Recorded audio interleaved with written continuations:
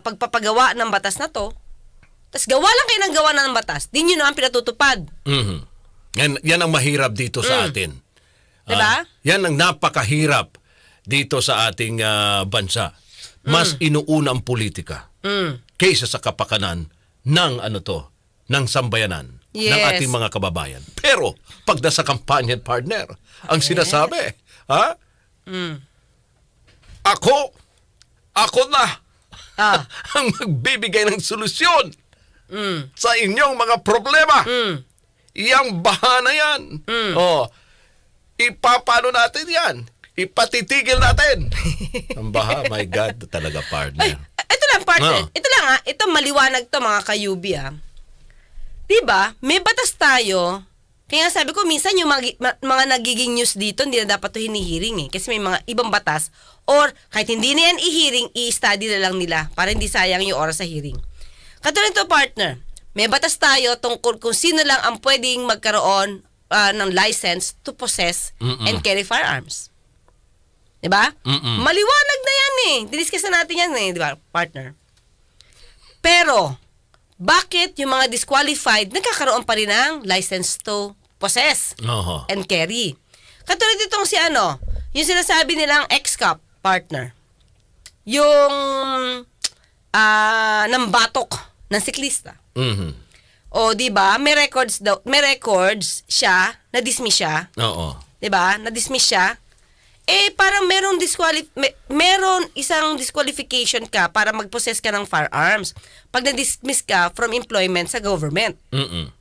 So, kung na-dismiss itong si police officer at napunta pa sa Supreme Court, partner, hindi na-trace ang records niya.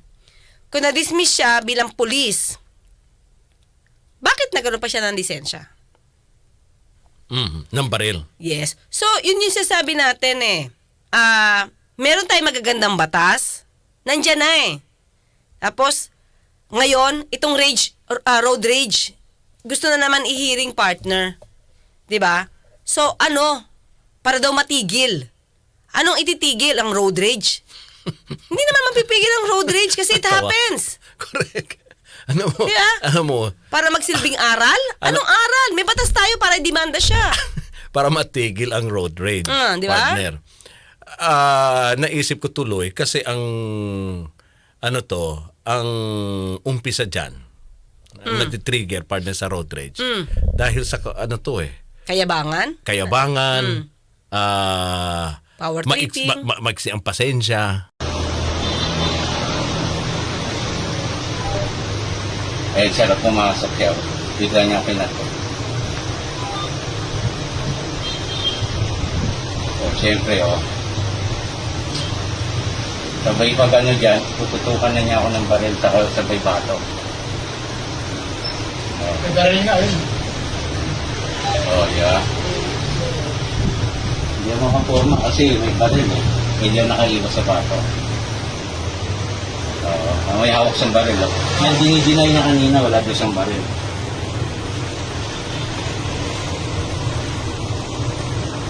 Ang dami Saan na ba siya?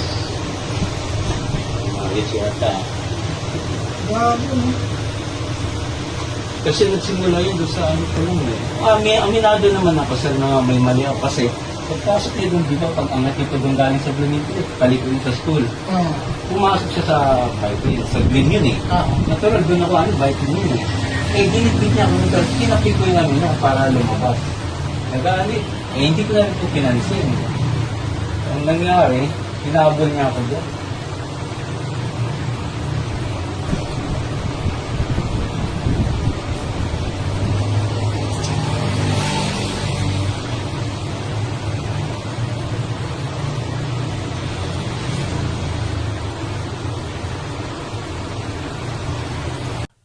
Diba? Maiksi ang pasensya kasi mayabang talaga. Mayabang. Yan. Okay, diba? sabi natin kayabangan. Kasi, nasa gobyerno, hindi naman natin nilalahat Yung ilan lang naman. Nasa gobyerno, o may posisyon. Diba? May dalang baril. Yan yung mga mga sanhi, partner ng pagiging partner mayabang sa daan. Mm. Oh. Well, paano mapipigil yung kayabangan Ah. Ito nga partner. Hindi ko ng na isang mabanggit. tao? Hindi ko na babanggitin ha. Oh, nakailang ano na nga, sabi mo nga partner, 'di ba? Ah. Nagkaroon din dati ng insidente ng road rage. May namatay ba yun? May namatay pa Oo, yun, you see? partner. Nadimanda Oo. naman yun. Oo. Ang tawag ito? Na kulong. At kung hindi ako nagkakamali, nagkaroon din atin ng hearing Oo. Oo, 'di ba? Sa Senado. So napigilan ba yun Hindi naman napigilan, Wala di ba? Paulit-ulit Hindi. na nangyayari Kaya ang tanong ko, ano bang gagawing batas? Ganito, partner. I-raise ang penalty for that? I think kahit kung ang balak is mag-raise lang ng penalty, partner, no need for hearing. Kasi alam niya na kung ano yung mga elements ng crime. Mhm. Unless gagawa ng batas, Mm-mm. kahit ayaw ng biktima na magsampa ng kaso, pwede niyong pilitin. Mhm. Di ba? Kung yun yung gusto niyo, kasi ayaw nga magdemanda ng tao. Ayun na, kasi sabi nga niya, Oh. ayaw niya ng ayaw na niyang maging magulo yung buhay niya. At nagkaayos na sila. Mm. Pati nung retired police na yun. Oh. Di ba? Partner, meron lang akong tatanong sa mga kayubi natin. Total, mga kayubi natin, alam naman halos, karamihan may alam sa batas, partner. Okay. Yung proposal ni Attorney Fortune na tulungan yung siklista na biktima, lumalabas naman talagang biktima, partner. Kahit sa ang anggulo, kasi may panibagong video na lumabas Talaga naman, admitted yan, partner. Sa akin the way I see it, mukha talaga siya na-bully, partner. 'Di ba? Maganda yung advocacy dito ni Attorney Fortune, 'di ba? Ang sabi niya ay nagkausap sila nung siklista. Apply kung hindi pa naman formally kinukuha yung service niyo as a lawyer? Okay, under the new rules, no, yung new Code of Professional Responsibility, once na nagkaroon ng exchange of what actually happened, no, then there's already a lawyer-client privilege that is created even without a single centavo that is paid. Oo. So kasi nga yung and that is why na ngayon mas careful ngayon ng mga lawyers. So nakuha niyo yung ibang info Mhm. na nagbayad daw pa siya ng 500. Oo. Nagkwento siya. Ang tanong ko mga kayubi, nag-usap sila 'di ba? Nadinig ko naman sa interview ni Attorney Fortune. Spoke to him for I was able to speak with him. I spoke to him for yung text lang naman for more than an hour, mga 1.5 hours until about 10:30. Sinasabi niya parati, ang dami niya sinasabi. Natatakot siya, paano yung ganito. He even said na paano na yan, baka pwede ba daw merong magkaroon ng riding in tandem, no?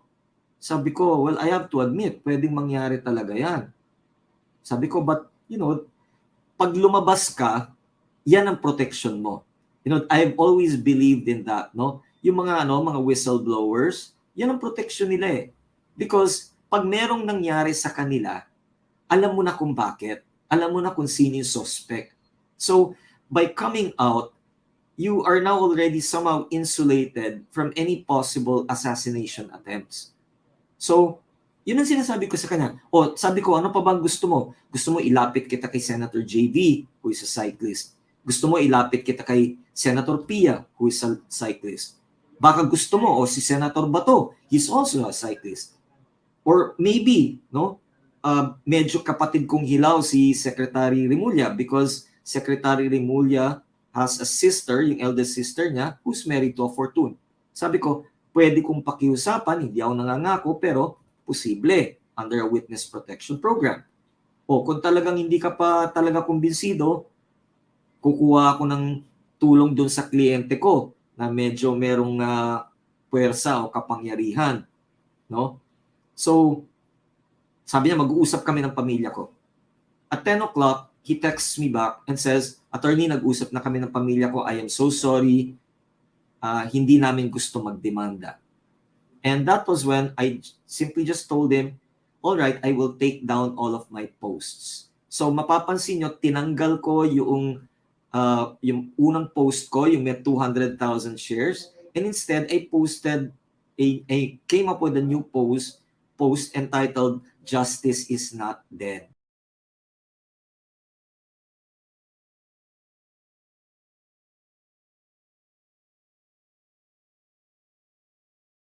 Wala Okay. naman nagsabi na may money involved, ah. Hindi, I did. Remember, I did. Kayo. Oh, Kayo di ba? rin. I said that I have this text that he had paid this guy 500 pesos bilang settlement. Hindi, Di ba? I was thinking na baka may nag-a-accuse sa kanya na naareglo nung nang biktima sa kanya. Wala naman nagsasabi, di ba? Yeah, he was the one who volunteered. He was the one who volunteered it, no, through his text. No? Pero huwag kang gagawa ng kwento ngayon at sasabihin mo na hindi ka talaga tinakot at hindi ka natatakot at dahil desisyon mo ito, desisyon ng pamilya mo ito. I can produce all the texts nung aming conversations na pinangangambahan niya yung sarili niya at yung pamilya niya. But is it right? Kasi, partner, nabasa mo. Mhm. Yun isang araw, nabasa mo siya tungkol sa 500. Oo. Di ba? Na pinukpok pa yung pinukpok pa yung sasakyan, tapos siya yung pinilit na magbigay ng 500. Mm-mm. Ito, usapan to ng lawyer eh. Mhm. Saka nang kinukuha mo sana maging client. Okay. Di ba? Tama ba na i-post mo yung pinag-usapan nyo na parang lawyer-client na yung sitwasyon nyo, partner? Kasi nag-divulge na sa iyo ng info eh. Okay. Tama ba na i-post niya yung napag-usapan ng kliyente, napag-usapan nila? Eh, meron tayong privilege communication eh. Mhm. Na dapat yung info lang muna, sa akin lang, saka between my client. Mhm. Unless, papayagan ako ni client na sabihin ko to Mm-mm. in public. Oo. So, ang tanong ko, okay ba na pinost niya agad yung kwento? Oo. Oh. Pero ito, partner, kasi sinabi sa kanya, Sinabi. oo, ng siklista Sabi niya, nagkwentuhan na sila. na ganito Text. nga ang nangyari. Mm. Okay? Pero, ayaw ng siklista na Demanda. ituloy ang Yes. pagsasampa ng kaso. Oo. At kanyang isinapubliko na partner, yung statement ng siklista, Oo. may paglabag ba doon?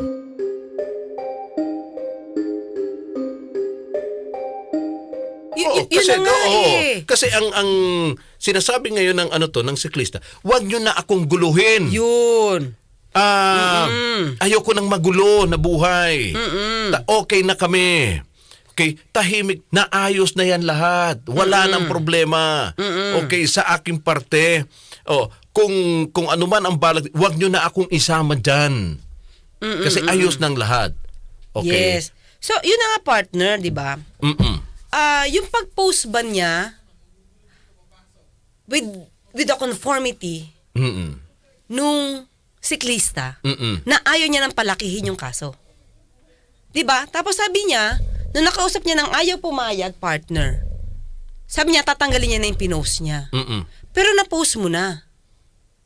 'Di ba? So wala bang bina-violate si Attorney Fortune do sa privilege communication nila? Mm-mm. 'Di ba? Correct. Ito pa, 'di ba? So after that partner, parang tinatanggi na daw nung siklista na merong nagkabigay ng pera. Okay. Yung tungkol sa 500. No, oo. Then I will produce all of our conversations. At doon makikita yung the things which I've been telling the media all along, no? That this guy is fearful for his life and the life of his family, and that's the very reason why he refuses to come out. Time So- out, attorney. Mukha bang, sorry for cutting you off. Mukha bang kayo pa nababaligtad? Parang ang lumalabas na ako yung nagsisinungaling eh. Okay. Yung tungkol sa 500. No, oo. So sabi ngayon ni Attorney Fortune, siya na yung lumalabas na Nagsisinungaling. nagsisinungaling. Oo. So, paano yun? ang plano niya, na dinig ko Ano? lang sa interview, is ilalabas niya lahat yung text. Hindi ba mas lalong nagkakaroon kayo ng violation? Oo. Kung in the first place, hindi ka inalaw nung siklista Oo. na i-post yung napag-usapan nyo. Mm-mm. Diba? Siguro, kung bakit nagde-deny? Kasi yun nga ang sinasabi nga ng siklista, ayaw na niya ng gulo. Mm. Okay? Kaya nga, ang desisyon niya, hindi na siya magsasampa ng kaso. Kasi, ang gusto niya, tapusin na eh. Mm. Kasi nagkaayos na sila. Yes, Oo. oo. Actually, partner, pag nakita mo naman talaga yung sitwasyon, Diba? Yung sitwasyon. Mainis ka naman talaga. Oo.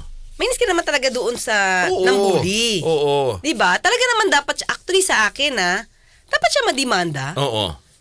Ang nagkaroon lang kasi ng problema dito, yung biktima mismo, yung ayaw. Oo. Diba? Ako, partner yung ginawa ni Attorney Fortune, ano yun hindi ko naman sinasabi na hindi tama. Okay yun. Kasi sa ginawa niyang pag-repost ng video, nakarating ito sa kinaukulan. At nalaman, partner, kung ano yung mga violations na mayroon yung partner. Tingin yung ko- di umanong nanutok at ng Actually, bato. partner, Oo. okay naman na ma-repost. Oo. Akin, okay yun. Kasi para Ako, wala akong magbayad ang problema dapat doon. magbayad. Oo. Saka, ito dapat yung kinakalos. Correct. Ito dapat yung pinapahinto. Yung Oo. yabang dito, yan ang pinuputol. Ang tingin ko lang dapat, siguro kung nag-repost siya, dapat hindi niya na sinabi kung ano yung communication nila.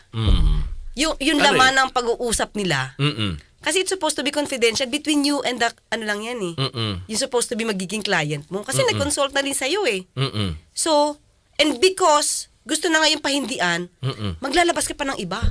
Pero paano mo masasampahan ng kaso, partner? Doon sa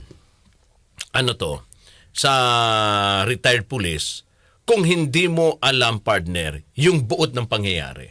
Kasi kung sa video lang, makikita natin na may violation siya. Pero yung iba pang mga kaso na po pwedeng isampa sa kanya without yung statement ng partner. Hindi, mahirap talaga, Mahirap partner. na Kaya nga Okay, ganito. So, kaya, based on the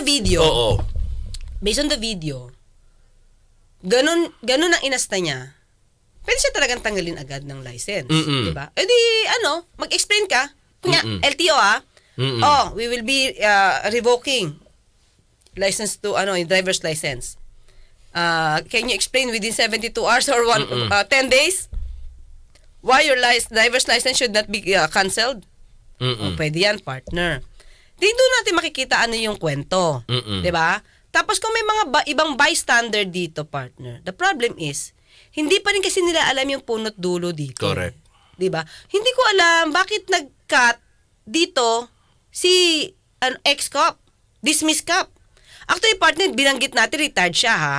Tapos ang daming nag-correct na dismiss. Actually, kaya namin ginamit na retired kasi nasa news retired. Retired siya. Retired kasi. Kaya yun ang ginamit naming words, di ba? So, ang lumabas dito, hindi ko alam, partner, para kasing kinat niya Kinat niya si Siklista. kasi sinabi naman, di ba, sinabi nga ni Attorney Fortuna, napukpok yung kotse. So, may nangyaring ganun from the start. Di ba? At sabi ni Roderick Duarte, mga kayubi, kaya po yata ayaw nung siklista na i-pursue yung kaso, ay baka pwede rin siyang balikan ng kaso. So pareha sila na po pwedeng may pananagutan. Meron pa kasing pangyayari prior sa video. Ayun. Yun, di ba? Kaya nga we cannot judge. And the problem kasi talaga, kung ayaw ng isang party, hindi naman to kasi crime against state partner 'Di ba? So yung tao lang talaga na involved ang pwedeng magkaso. Diba? Sabi ni Roy sa kusina, attorney, parang meron din atang sala daw yung siklista. Sabi ng ex-police sa interview. Siyempre, Oo. sabihin nila yun kung ano. Even if, sa akin lang din, even if kung may sala man, hindi natin alam kung ano sala, di ba? Oo. Sabi nga nila is pinokpok. Yun ang Oo. sabi ni siklista, pinokpok. Still, kung pinokpok man yung kotse, parang wala kang karapatan na mambatok. Correct. Diba? At Usap magkasa ng tayo. baril. Diba? Naku. Magsigawan kayo dyan, pero mambatok, agad-agad. Paglabas mo ng kotse, batok, partner. Siya na matapang. Well, anyway, kasi partner, ito, hindi kasi natin nadinig ano ang nangyari, di ba huminto si kotse? Medyo tinamaan si siklista. May sinabi ba si siklista? May sinabi ba si siklista doon kay ex-cop para lalo mag-init si ex-cop? Di natin nadinig na magti-trigger sa kanya na harangin yung siklista at bumabat mambatok. So, oo, di ba? Mm. But still, kahit sabihin natin nagmura yan, Pero hindi pa rin tama. hindi pa rin yung tama yung magkasaka ng mambatok baril. ka, O kaya oo. mambatok ka, di ba? Yun patas. O, sabi ni Rico, Attorney Claire, if may pahintulot ng kausap niya nasa publiko, yun pribadong usapan nila. Meron? Oo. Meron ba? No, hindi ko alam, partner. Kung meron Kung may yun, pahintulot ba o wala kung meron yun, hindi niya i-deny yung sinabi ni ni Yung attorney. tungkol sa 500. Oo. Martin Resurrection, maganda ang kagustuhan niyang tumulong pero dapat respetuhin niyang kagustuhan ng tao. Di Yun pa ba hindi maganda yun lalo na walang abiso ng may katawan? Yun No, yun. Yun lang yung sa atin, di ba? Maganda po ang pagtulong. Last nung isang araw na tinikap natin to, hindi nga natin siya tinulong na ambulance chaser, di ba? Oo. Oo. Tapos, yun, di ba? Siguro we have to respect kung ano yung gusto ng tao. Kung gusto niya magdemanda, di tulungan. Kung ayaw, kailangan itahimik na lang yun. Mm-mm. Di ba? Correct. Yun. Okay, so Magkita't magkarinigan tayo. Ako po sa Tony Claire Castro, nagpapaalala, huwag tulugan ang inyong karapatan. tuloy-tuloy ang pagbibigay natin ng serbisyong legal kasama ng ating nag-iisang abogada ng bayan. Ako naman pong inyong lingkod, Radyo Man Rod Marcelino. Dito pa rin sa ating palatuntunan ang Usapang Batas.